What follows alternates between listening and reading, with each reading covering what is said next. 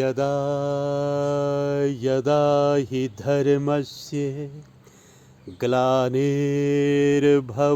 भारत अभ्युत्थानं धर्मस्य तदात्मानं सृजाम्यहं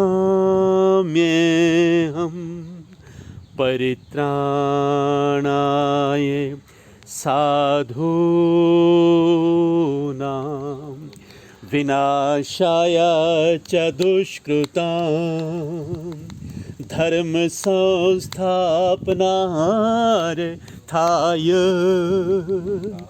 संभवामि युगे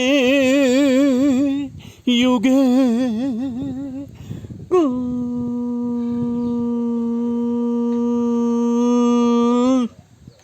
बोले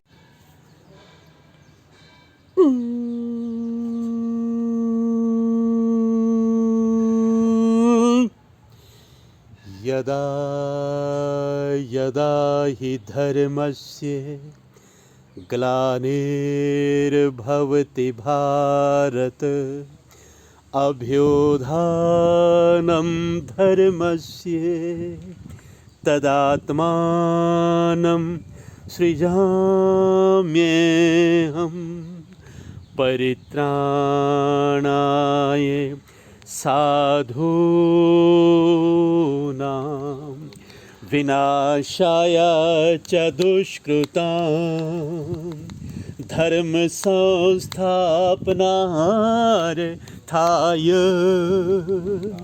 संभवामि युगे युगे।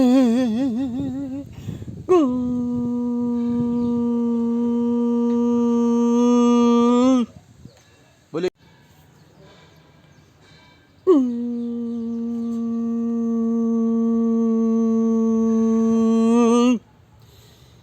यदा यदा हि धर्मस्य ग्लानिर्भवति भारत अभ्युत्थानं धर्मस्य तदात्मानं सृजाम्यहं परित्राणाय साधूनां विनाशाय च दुष्कृतां धर्म संस्थापनार्थाय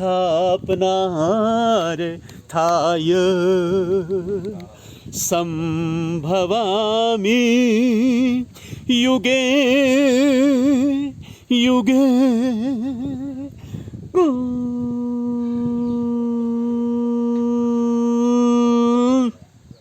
बोले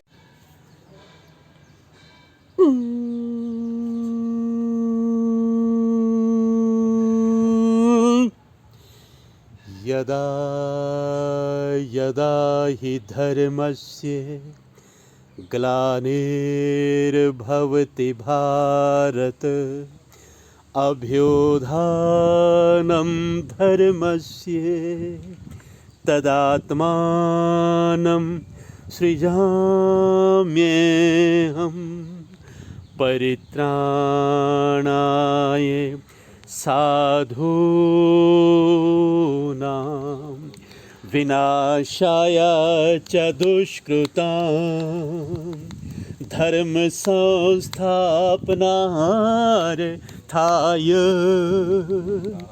संभवामि युगे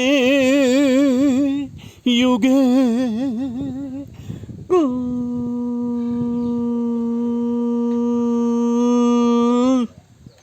बोले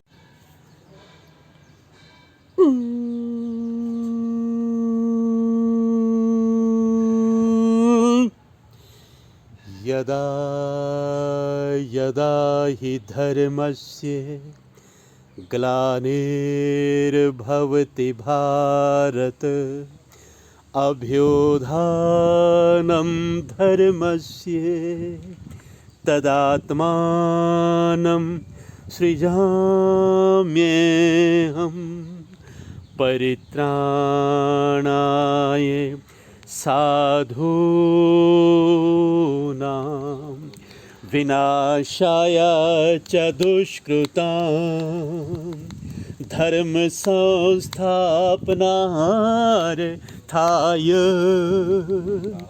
संभवामि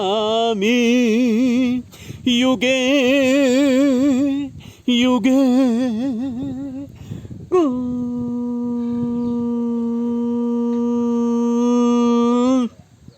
बोले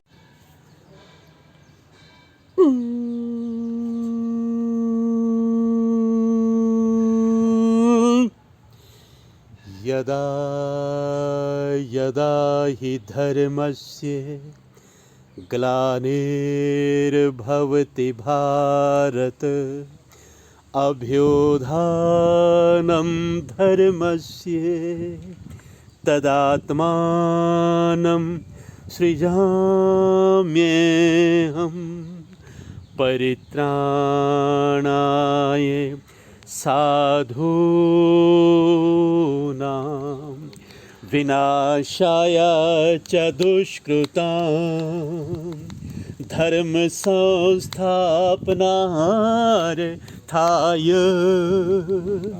संभवामि युगे युगे।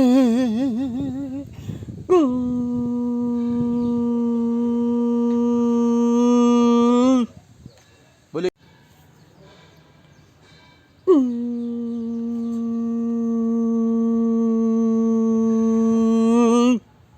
हाँ जी, आपका नाम क्या है? मेरा नाम गोगा सिंह है।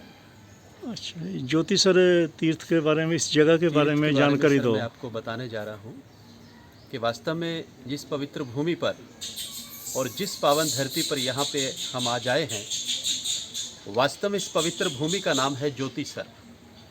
ज्योति मैंने प्रकाश, यानी कि भगवान कृष्ण जी ने यहाँ पे ज्ञान की ज्योति जलाई गई थी। और ये जो हम सरोवर देख रहे थे उधर, इसको बोलते हैं ज्ञान का सरोवर, और इसका मिलके बना फिर ज्योतिसर। यहाँ पे सामने आपने दर्शन किए होंगे, वहाँ पे लिखा हुआ था आदि गुरु शंकराचार्य मंदिर। ये आदि गुरु शंकराचार्य जी बताते हैं कि 1200 साल पहले जब उन्होंने पूरे भारत को घूमा, घूमते हुए फिर वो यहाँ पे भी आए। उन्होंने बैठ के इधर में पूरा मेडिटेशन किया, ध्यान किया, महसूस किया इस बात को, और फिर उन्होंने कह दिया कि भगवान जो कृष्ण ने गीता गाई थी वो ठीक इसी जगह पर ही गाई गई थी। आज से 5500 वर्ष जो कि महाभारत का युद्ध लड़ा गया था, ये पूरे ही 48 कोस की भूमि, यानी कि 156 किलोमीटर में महाभारत का युद्ध लड़ा गया। बताते जो कि 18 दिन तक चला, और 18 अध्याय गीता के हैं, 700 श्लोक हैं उसके अंदर। आज जितने भी श्रद्धालु दूर दराज से आते हैं, चाहे वो मुंबई से आते हैं, दिल्ली से आते हैं, किधर से भी आते हैं, आने के बाद उसके मन में एक ही सवाल होता है कि मैं जब भी कुरुक्षेत्र की भूमि पर जाऊंगा और फिर उधर में जाके ये सवाल करूंगा। कहाँ पर उपदेश किया था कृष्ण भगवान ने? तो सर उनका सवाल होता है सीधा साधा सा कि हमें वो लाल मिट्टी तो बताइए कि किधर है, क्योंकि बहुत भयानक युद्ध हुआ था और युद्ध के कारण ही वो पूरी की पूरी धरती लाल हो गई थी। लेकिन आज वो लाल धरती हमको इधर में दिखाई नहीं देती। क्यों नहीं देती?